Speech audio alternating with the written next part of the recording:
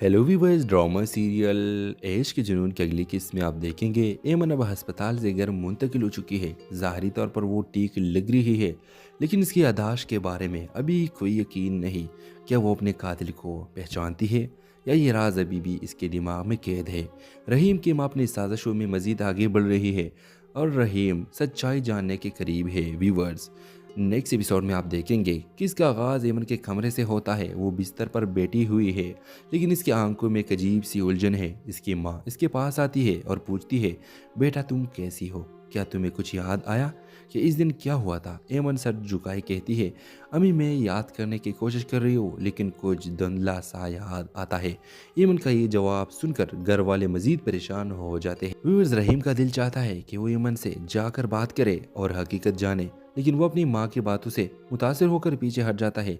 इसी दौरान रहीम को एहसास होता है कि इसकी माँ और भाई के रवैये में कुछ गैर मामूली तब्दीली आ रही है। व्यूअर्स, रहीम तो सब कुछ जानता है कि ये सब मेरे भाई ने किया है, लेकिन वो अपनी माँ को कुछ नहीं कहता क्योंकि उसको पता है कि मेरी माँ नहीं है, ये मेरी दुश्मन है। व्यूअर्स, रहीम अपने भाई को एक कोने में देखता है जो परेशानी में खुद से बातें कर रहा है। अगर अयमन को सब कुछ याद आ गया तो मेरा क्या होगा। व्यूअर्स, रहीम उसे कहता है कि तुमने जो गलत काम किया है ये इसका नतीजा गलत निकलेगा। दूसरी तरफ एमन तन्हा बेटी माजी के वाक़यात को याद करने की कोशिश कर रही है। अचानक उसे धंधले अंदाज में वो लम्हा याद आता है जब उसके सर पर हमला हुआ था। वो देखती है कि हमला करने वाले ने अपने चेहरा ढांप रखा था, लेकिन वो शख्स रहीम बिल्कुल नहीं था और उनको ये बताया जा रहा है कि ये रहीम है। तो व्यूअर्स, पुलिस जब आती है एमन के घर आती है और पूछती है, एमन क्या तुम्हें अब कुछ याद आया, तुम पर हमला किसने किया था। एमन खामोश हो रहती है क्योंकि वो खुद भी शक में मुब्तला है। वो कहते हैं, मुझे अभी पूरा यकीन नहीं, लेकिन जैसे ही कुछ याद आएगा मैं बता दूंगी। पुलिस के इस सवाल के बाद कहानी मज़ीद पेचीदा हो जाती है। एमन के खामोश रहीम के लिए ख़तरनाक साबित हो सकती है क्योंकि पुलिस का रुख अब रहीम की तरफ मुड़ने लगा है। व्यूअर्स, रहीम खामोशी से एमन के वाक़े की हकीकत जानने के लिए सबूत इकट्ठा करने लगता है।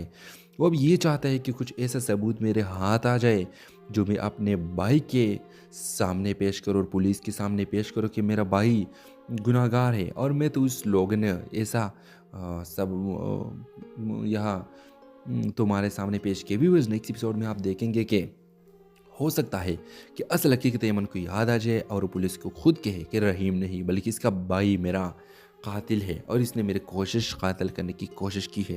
तो इस ड्रामे के हवाले से आपका क्या राय है, अपने राय के कमेंट बॉक्स में ज़रूर दीजिए और इसके साथ हमारे यूट्यूब के चैनल सब्सक्राइब करना मत भूलिए। So thanks for